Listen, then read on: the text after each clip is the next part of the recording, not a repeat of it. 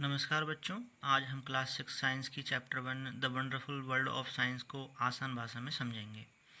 इस चैप्टर में हम 3 मुख्य बातें सीखेंगे। कुछ मेन टॉपिक्स हैं जैसे कि साइंस क्या है, साइंटिफिक मेथड क्या है, क्यूरियोसिटी क्यों ज़रूरी है।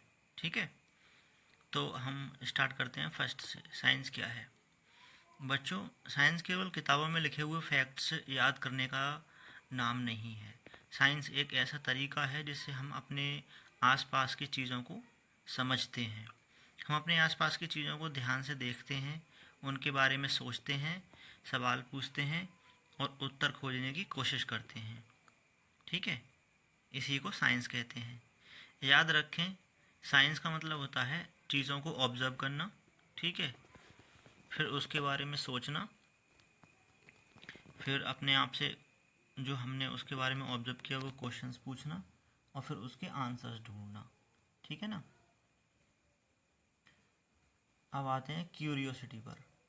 ठीक है, क्यूरियोसिटी क्या होती है? क्यूरियोसिटी का मतलब होता है कुछ नया जानने की इच्छा। जब हमारे मन में क्यों, कैसे और क्या जैसे क्वेश्चंस आते हैं तो वही क्यूरियोसिटी होती है। जैसे आसमान नीला क्यों दिखता है, बारिश कैसे होती है, पौधे कैसे बढ़ते हैं, तारे क्यों चमकते हैं। इन्हीं सवालों से साइंस की शुरुआत होती है। जैसा कि आपको पता है साइंस हमारे चारों तरफ है ना। केवल साइंस जो है वो सिर्फ लैब में ही नहीं है, हर जगह साइंस अवेलेबल है। जैसे कि पहाड़ों में, वहाँ पर भी साइंस है, जंगलों में साइंस है, रेगिस्तान में, समुद्र के किनारे, हमारे घरों में, किचन में, स्कूल में, खेल के मैदान में, हर जगह साइंस है। यानी जहाँ भी हम कुछ देखते हैं और समझते हैं वहाँ साइंस अवेलेबल है।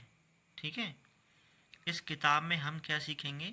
इस किताब में हम सीखेंगे जो अर्थ पर लाइफ है, हमारे प्लैनेट जो अर्थ है वहाँ पे लाइफ के बारे में सीखेंगे, प्लांट्स एंड एनिमल्स के बारे में सीखेंगे, फूड के बारे में सीखेंगे, वाटर के बारे में, मटेरियल्स जो हमारे पृथ्वी पर अवेलेबल हैं, वेदर के बारे में, और जो स्काई है हमारा, ठीक है, स्पेस के बारे में, और हमारी पृथ्वी, खुद का घर पृथ्वी, ठीक है, उसके बारे में भी हम कुछ जानेंगे इस बुक में, जो हमारी क्लास 6 की साइंस की बुक है। यानी पूरी बुक हमारे आसपास की दुनिया को समझने में मदद करेगी। अब हम आएंगे फूड पर। भाई फूड क्यों ज़रूरी है? देखो, सभी एनिमल्स या सभी लिविंग एनिमल्स, मतलब जो जिंदा रहते हैं, चलते फिरते हैं, जैसे कि हम इंसान लोग, है ना, एनिमल्स, प्लांट्स, इनकी ग्रोथ के लिए, इनको बढ़ने के लिए फूड चाहिए। भारत में अलग अलग टाइप के भोजन मिलते हैं अलग अलग जगह पर, आपको पता होगा। साइंस हमें यह जानने में हेल्प करती है कि फूड किन चीज़ों से बनता है। ठीक है, फूड शरीर को एनर्जी कैसे देता है। ठीक है, यही हम सब कुछ सीखेंगे इस बुक में। अब आते हैं थोड़ा वाटर के बारे में। वाटर बहुत ही इम्पोर्टेंट है हमारी लाइफ के लिए, और साइंस हमें बताता है कि बारिश कैसे होती है, पानी, बर्फ़ कैसे बनता है, बर्फ़ गर्म करने पर पानी और फिर भाप कैसे बनती है। ठीक है ना। यानी पानी अपनी अवस्था बदल सकता है, अवस्था मतलब स्टेट। ठीक है, जैसे कि पानी से भाप बन जाता है, फिर भाप से पानी, पानी से बर्फ़, बर्फ़ से भाप, इस तरह का ये स्टेट चेंज होता रहता है टेम्परेचर के अकॉर्डिंग। अब आते हैं मटेरियल्स। मटेरियल्स मीन्स पदार्थ। हमारे आसपास की हर चीज़ किसी न किसी मटेरियल से बनी होती है। जैसे कागज़, ठीक है ना, लकड़ी, प्लास्टिक, मेटल जैसे कि लोहा, स्टील, और फिर कांच, कांच यानी कि गिलास जो मिरर होता है, रबर। साइंस हमें यह समझने में मदद करती है कि कौन सी चीज़ किस मटेरियल से बनी है और उनके प्रॉपर्टीज़ क्या हैं। ठीक है, अब आते हैं हम साइंटिफिक मेथड, जो कि बहुत ही इम्पोर्टेंट टॉपिक है इस चैप्टर का। जब हमें किसी क्वेश्चन का आंसर चाहिए होता है तब हम एक स्पेसिफिक प्रोसेस अपनाते हैं, उसे कहते हैं साइंटिफिक मेथड।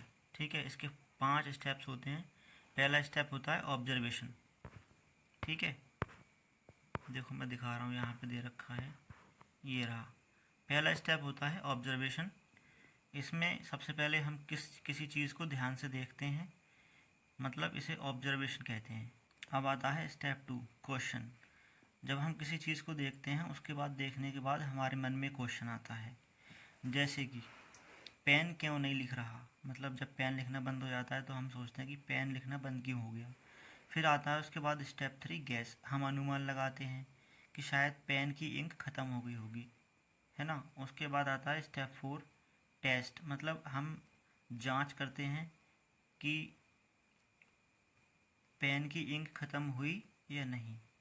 फिर आता है स्टेप 5, हम जब अनुमान लगाते हैं और अनुमान हमारा सही निकला, उसके अकॉर्डिंग हमें आंसर मिल गया तो ठीक है, अगर नहीं मिला तो हम दूसरा अनुमान लगाते हैं, फिर जांच करते हैं, फिर उसके बाद जो भी रिज़ल्ट होता है वो निकल आता है ना। यही सारी प्रोसेस में 5 स्टेप्स होते हैं साइंटिफिक मेथड में, और इसी को हम साइंटिफिक मेथड कहते हैं। साइंटिफिक मेथड याद रखने की आसान ट्रिक है, हम ऑब्जर्व करते हैं, ठीक है, उसके बाद क्वेश्चंस पूछते हैं अपने आप से, क्वेश्चन पूछने के बाद गैस करते हैं, गैस करने के बाद हम टेस्ट करते हैं जो भी हमारे मन में सवाल आते हैं, फिर उसके बाद रिजल्ट निकालते हैं। ठीक है, ये 5 स्टेप्स बहुत ही इंपॉर्टेंट हैं, याद रख लीजिए। साइंटिस्ट कौन होता है? बहुत से बच्चे सोचते हैं कि केवल लैब में करने वाले लोग ही साइंटिस्ट होते हैं, लेकिन ऐसा नहीं है। जो भी इंसान साइंटिफिक मेथड अपनाकर किसी भी प्रॉब्लम का आंसर ढूंढ लेता है या फिर समाधान ढूंढ लेता है, उसी को हम साइंटिस्ट कह सकते हैं, ठीक है ना। जैसे साइकिल ठीक करने वाला, वो भी एक साइंटिफिक मेथड यूज़ करता है। बिजली, इलेक्ट्रिशियन, और जो किचन में काम करने वाले होते हैं, और हम स्टूडेंट जो पढ़ाई करते हैं, वो भी एक साइंटिफिक मेथड का यूज़ करके अपने सवालों के जवाब ढूंढते हैं, तो उन्हें हम साइंटिस्ट कह सकते हैं, ठीक है। अब आते हैं लास्ट, क्यूरियोसिटी क्यों ज़रूरी है, जो कि बहुत ही इम्पोर्टेंट टॉपिक है, और यही इस बुक का नाम है। क्लास 6 की साइंस का बुक का नाम क्यूरियोसिटी है। क्यूरियोसिटी नहीं होगी तो नया आविष्कार भी नहीं होगा।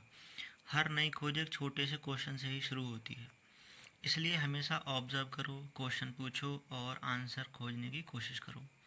यही साइंस सीखने का सबसे अच्छा तरीका है, ठीक है। तब तक के लिए बाय बाय, मिलते हैं अगले नेक्स्ट चैप्टर।